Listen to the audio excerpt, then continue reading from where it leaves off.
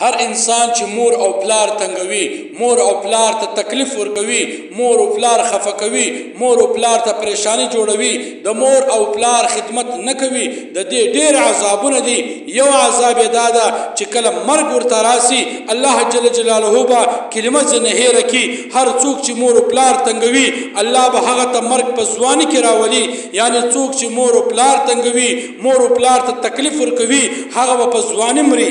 هر څوک چې مور او پلار ناراضه کوي الله به هغه ته په ټول ژوند خوشحالي نه راولي، غمجن به ګرځي. هر چا که مور او پلار تنګول دته به خدای جل جلاله مال او دولت نه ورکوي، او که ور هم کې خدای به په دې مال او دولت خوند وانخلي.